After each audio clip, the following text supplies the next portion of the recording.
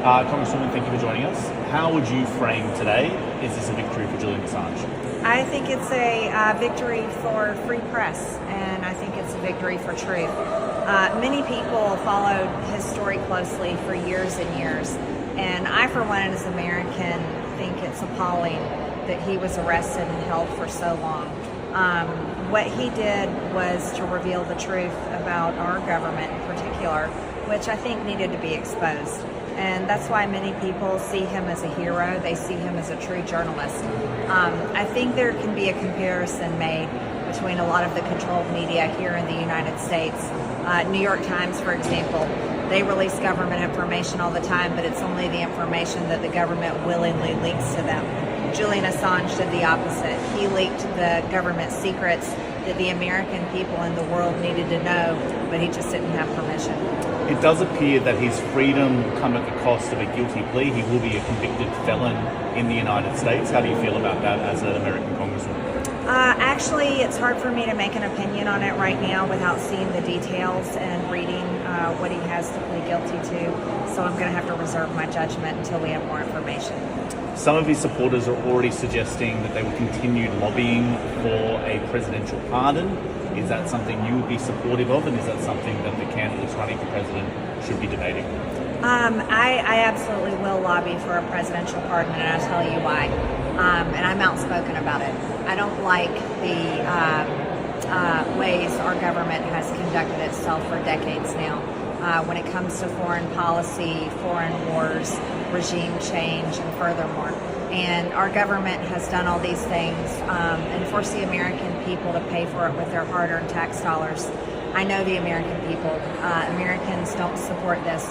We want our hard-earned tax dollars spent on our problems here at home. And I absolutely will advocate for a pardon for Julian Assange, and I hope to see that happen. You're close with former President Donald Trump, who's a presumptive Republican nominee. He said that he will very, very seriously consider a pardon. What's your gut feel, or what do you know about his inclination, and do you think we would see it if he was re-elected? Yes, very close to President Trump, talk to him all the time. I do believe he will seriously consider a pardon for Julian Assange. Again, I'm sure he will have to see the details of what he agrees to, but I hope to see that happen. Do you think the Julian Assange matter has damaged the relationship between Australia and the United States? I certainly hope not. I think there's other things that could damage those relationships, maybe like COVID-19, American dollars being used to fund a bioweapon in a lab, things like that I think can damage relations in between our countries. But I hope that the people of Australia and the people of America can come together in agreement that free press is important. And the reason why it's important is to hold government accountable. You've been on the same side of this debate with many people who you were normally political enemies with. Many members of the Progressive Democratic Party have also been in favour. What do you think it says about this particular issue that's brought you and them together? Well, anyone that knows me and knows my words is not surprised by that. The whole reason why I ran for Congress is I was equally angry at Republicans as I was with Democrats. So that's not really a surprise to anyone. But I think it's important to defend our freedoms.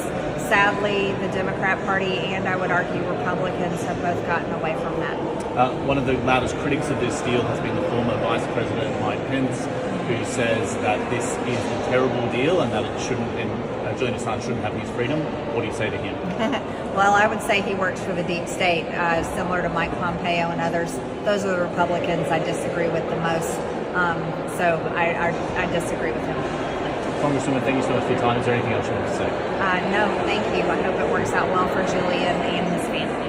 Thank you very much. Appreciate it.